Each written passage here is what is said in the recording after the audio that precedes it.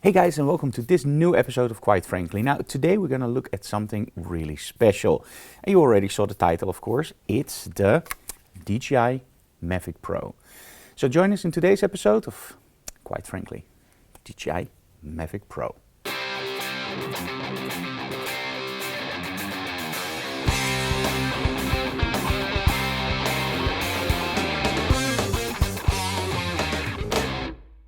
Okay, so the DJI Mavic Pro is a drone or quadcopter or whatever you want to call it. Now, there are already many reviews online. So in this episode, I'm not going to show you all the features that you already saw online.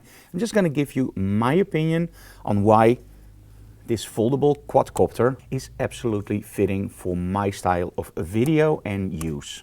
Now, as you probably know, a while ago we started a web series called Behind the Closed Doors. This is actually a vlog. Now, why did we start the vlog? Because a lot of people ask me like, okay, Frank, what do you do in the days that you don't teach workshops? And of course, we run a photo studio. So we do photo shoots, but we also do a lot of educational preparation or creating videos. Now, Behind the Closed Doors was never meant as a, professional vlog. I didn't really want to do a vlog. I just wanted to do something more than behind the scenes. Now, at that point, we already owned a unique drone, which I absolutely love, but it's a bigger drone. It films in 4K, takes okay images, and we use that sometimes for behind-the-scenes videos, but in all honesty, because it was too big, we didn't bring it along all the time. Even on holidays, we didn't bring it unless we traveled with the RV, because it was just too big. Now, when we started the vlog, Behind the Closed Doors, it wasn't meant to grow into what it is now. Now we do a lot of time editing the vlog. We try to get nice stuff in there like time lapses and tell more of a story instead of just doing a behind the scenes. Now, to spice things up, what is cooler than using some drone footage? For example, if we're on a location, why not just let the drone circle around and show you guys where we are? Now, when I saw the first announcement of the Mavic Pro, I was going like, that's really nice. And I'm willing to sacrifice a little bit on quality for the very simple reason, ease of use. Now, this, combined with the remote control, is about as much size as I normally need for the remote control of the Unique. So in other words, this will fit in my bag, replacing like a 70-400 lens or even a 70-200 lens. It's very simple to use the Mavic Pro.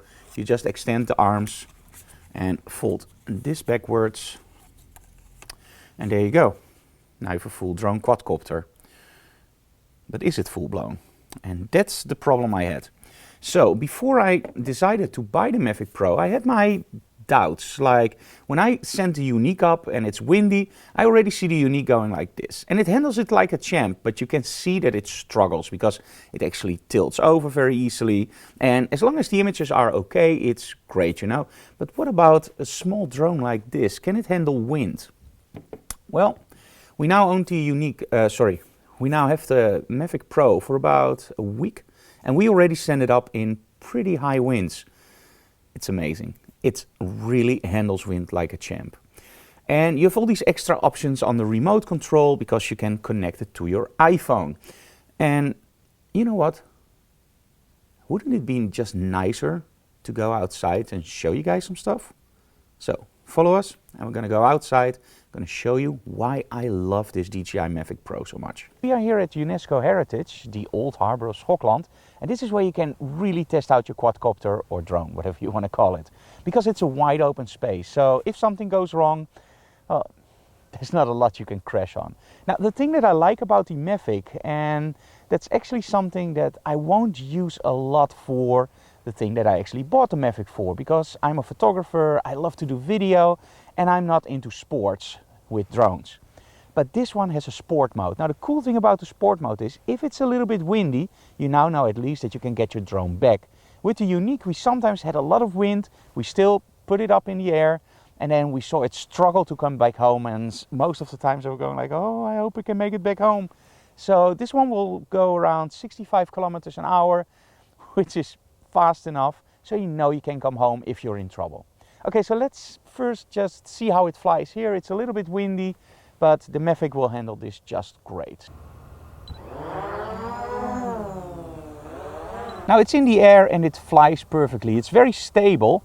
And the thing that I didn't like about the Unique, and the Unique is a great drone, don't get me wrong, but the video was a little bit glitchy. So as soon as my drone was, let's say, 200 meters away, sometimes even after 100 meters, the video will start to glitch, and that really made me nervous. Now with this one, it's very simple. I see my iPhone now and I have a perfect connection. And this is also why I'm daring a little bit more, and I'm actually willing to push the drone much further away than I normally do. Now the law of course tells me that I still have to see the drone, so I can't get it out of my sight.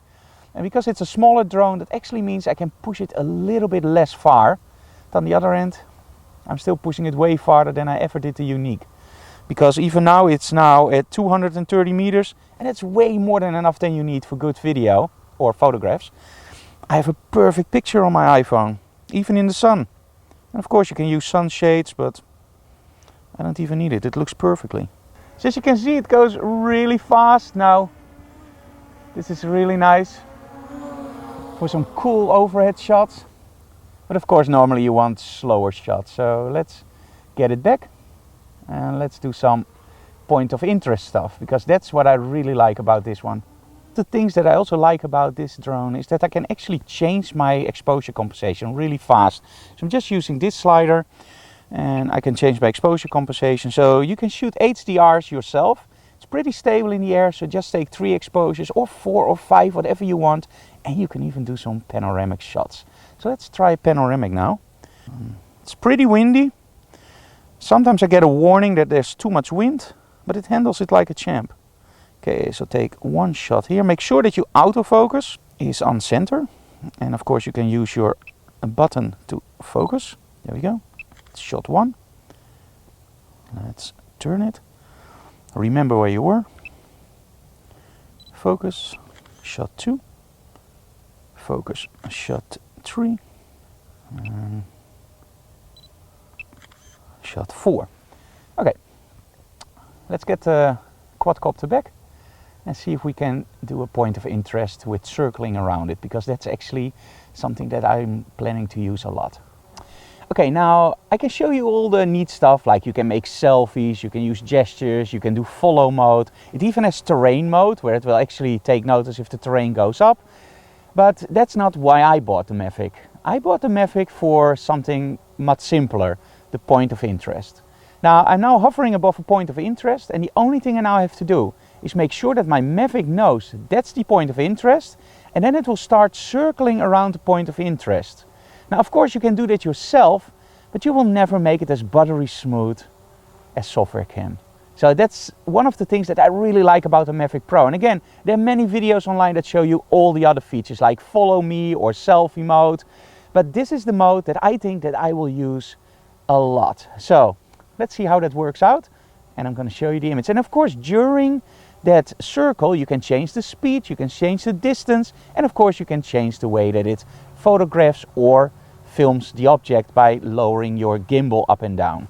So let's see how it works. Okay, I'm now above my point of interest. I press the point of interest. There we go. Record. Okay, the aircraft will circle the point of interest slowly. Well, how much? Let me do a radius of, let's say, 20 meters around it. That sounds nice. But there's also another option that you really have to be careful for. It tells you how high should I go if I need to return home. Now I have that set on 65 meters. If you circle something that's, for example, higher than 65 meters, if it loses contact, it will actually crash into that building or the object. So make sure you take notice of that.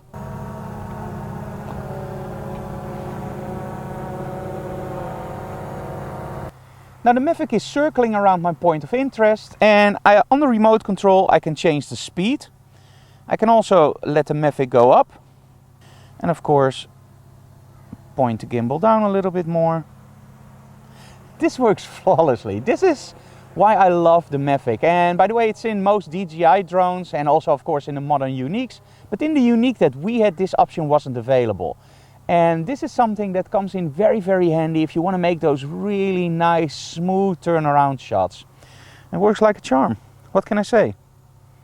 Keep circling until the battery is dead. And especially if you want to change your height or you want to make it a little bit more dynamic, that round circle and keeping it in the camera stays stable. So now you can change up, down, left, right, speed, whatever you want. So this makes filming so much more easier. Almost takes the fun out of it.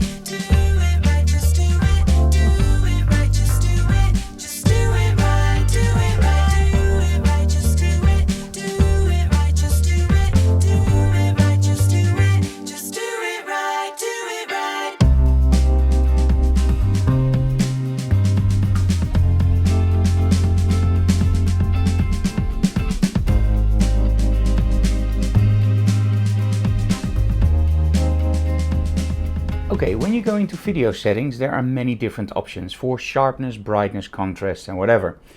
You have to play with the ones that you like. Now, of course, I'm still learning how to set everything up correctly, but I found out that the 4K video is great.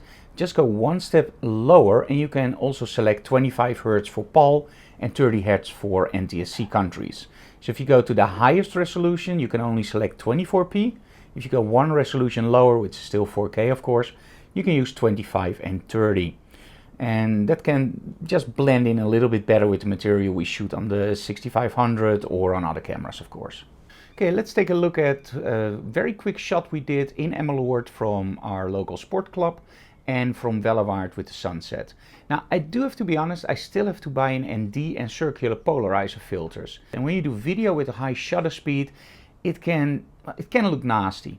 So when you put an ND filter on, and they're actually sets for 3 and 6, and in the Netherlands the Greven partner, Camera Nu, they all sell them, and you can put those on your lens and you actually have an ND filter or a circular polarizer. The advantage of the polarizer is that your colors get way more saturated, and it also takes away a little bit of light. The advantage of the ND filters is of course that you can lower your shutter speed. So even in very bright situations, you can have that nice buttery smooth video from a lower shutter speed. So that's something I really highly recommend you guys buying.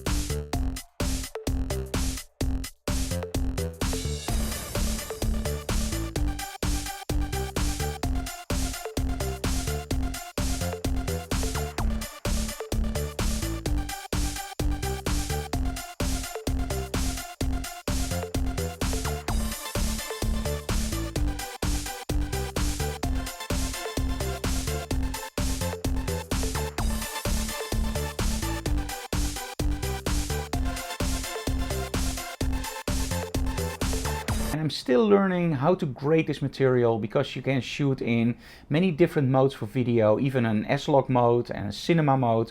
So just test it out. Oh, and by the way, about cinema mode, one of the special setups like follow me, point of interest and tripod mode, which slows down the drone to, well, almost creeping around and you can get those really nice cool slow shots. There's also a setting called cinematic. And with cinematic, normally when you stop the drone, it will go like this. It will go in and then immediately stop. With cinematic, it will be more graduate, more slowly. Now, one more thing I have to add for the remote controls. Actually, you can set up the sensitivity of the remotes in your app. So if you want this to be really slow, you can set it up. If you want it to be more graduate, you can set it up. So it's a very, very complete solution by using the iPhone app.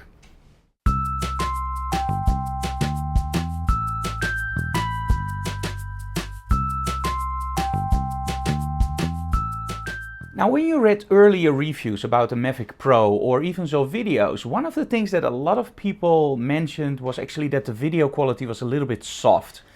Now, personally, I don't hate video to be soft because then you can sharpen it in post. And let's be honest, you don't want those over-sharpened images which some devices actually give you, like smartphones or even drones, where you can't change the sharpness down. Now, the problem with the Mavic was actually that it uses a different focus system.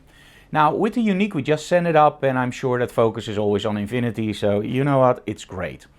With the Mavic, you have a slightly more narrow field of view, so it's more like, let's call it a tailor lens. It's not really a tailor lens, but it's not a really wide angle lens.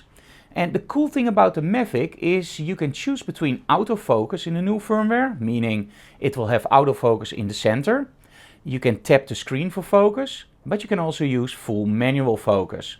And this is something that's, well, in the past probably not known by the public that flew the Mavic. But if you know it, and some people will complain about it, like I want autofocus all the time on infinity, don't. Imagine this, we're looking at it as a photographer or professional video person. If you can determine where the focus is, it means you can be creative because it's a more tailor lens. And again, it's still pretty wide, but it's less wide than the other drones like the Phantom, the GoPro or the Unique. You can now actually move really close to a subject, point the focus on that subject and blur the background. That's awesome, right? You can also use the buttons on the bottom part of the remote control to do your focusing for you. Now, these two buttons you can program yourself. You can use them for autofocusing or play or whatever you want. I have one set up for autofocusing. So in my opinion, being able to manually focus or just refocus is a great option instead of something I don't like. Okay, back in the studio after flying the Mavic, and it is windy as you can see. Now, my conclusion, absolutely love this drone. It's stable in the air, it feels like you can't lose it, and I actually read online some remarks that I want to repeat, and I think they're absolutely true. The Mavic flies so stable, it has collision avoidance system, GPS, it feels like you can't do anything wrong, and that's when people start doing weird stuff like flying indoors or just pushing it way beyond what you would normally do with the drone. So don't do that. It feels stable, but don't trust it 100% because in essence it's still something that can break. Okay, we're inside, and one of the things I would normally never do is fly a drone inside, but this one actually has obstacle avoidance systems. So let's see what happens if we take the drone too close. As you can see, it immediately stops and it doesn't want to go any further. I even try, but it won't. So this is a really helpful trick when you're flying indoors. And it's now on tripod mode, so that means that it's actually really slow in all its movements. As you can see here, it really turns slowly. And this is great for inside and of course also to get those really nice steady shots. Something about object avoidance system. I just found out the hard way that it probably needs enough lighting, because as soon as it flew towards me and we used the LED panels here, it worked flawlessly. Now, I also tried it very close to a strobe and it didn't work because the studio is pretty dark. And at one point there was a little bit of wind and we actually now heard one propeller, so we're going to change that propeller over. Don't trust that avoidance system blindly. Be careful and make sure there's enough light. Now, about the propellers, I just told you that you need light for the object avoidance system, and at one point I expected it, on the other point I didn't, because there are of course many different techniques for object avoidance, and clearly the Mavic needs light. So I chipped one of the propellers, and although it could still fly, don't ever do that. As soon as you chip a propeller, they're very cheap, just replace them, because it might fly and it might look like it's okay, but in essence there's a lot of vibration, and that, well, that will damage your motors, and at one point, if it breaks in the air, I kid you not, you don't want to stand below the drone if it breaks down. Okay, image quality. I think it's great. 4K video looks fine. It's less refined than, for example, a D6500, but in all essence, I'm happy if it comes close to my iPhone, because the iPhone has great 4K video. I don't need any better. I'm not filming a movie from Hollywood. I'm filming something for the vlog. I'm filming something for my own personal use. And the Mavic is just small. It's an amazing small drone, so it almost fits your pocket. So I'm willing to sacrifice there. Photography-wise, 12 megapixels, more than enough. Of course, I wish there would be 24 or 42, but it's more than enough. Dynamic range is great. We did some night shots, not night shots, sunset shots. Awesome. Anything else? You have all those special settings inside, like follow mode, which actually follows you around. You have follow the terrain. You have point of interest mode, which is for me the only mode I'm ever going to use probably. And you have plenty more modes. Also with photography, you can do HDR, you can do RAW, JPEG, RAW plus JPEG. It's a very, very complete drone for its price and for its size. Now the first time you open it up and you want to fly, make sure you calibrate your compass. Now this is something that with the Unique I didn't like to do, because it's a hassle. You have to find perfect north, which with an iPhone is okay, or any other device of course. And then you have to do this weird turning off the drone, which in essence I just didn't want to do it. With the Mavic it's very easy. You just pick it up, you turn it counterclockwise, you tilt it like this, you turn it counterclockwise again, and you're done. I don't have anything about the drone that I don't like. So in essence, this is my review. And again, my reviews are not the reviews where I go into depth in all the settings. I just want to show you how I use a drone and how I think that the importance of features weigh up against the quality of images. And in total honesty, I'm now looking at it. The only thing I don't like is the gimbal protector. This is a little bit of a tricky thing to put on. And you have to do it because otherwise, of course, your gimbal can damage during travel. And that's the only thing. Okay, if I have to say one thing that I didn't like a lot about the remote controls, actually that I use my iPhone. So I use my iPhone in a case. And whatever you do, you can fit it in without a case, but not with a case. And to take my case off every time, that's a bit frustrating. And it's mostly because this is just incredibly tight. So there's one solution, and it pretty much does it for most cases, I think. Just remove this bottom part. So you take this out. Let's hope that the camera focuses on this. Yes. And well, you need a special screwdriver for it. We call it a Torx. And well, that's it. Then you can put your iPhone in with case. And oh, one more tip. Get the version with the extra batteries, the Fly More, because then you also get a charger, and the charger actually charges all three batteries, actually four, but it charges all three batteries in sequence. So it looks at which battery does it need the most, then it will charge that battery. There's also another charger that will actually charge all the batteries at once. If you have any questions about this review, which actually is more like how I use the drone, just leave comments below. If you like what we do, please subscribe to our channel and make sure you tell other people about it, because we want to grow this channel even more. So thank you so very much for watching, guys, and bye bye.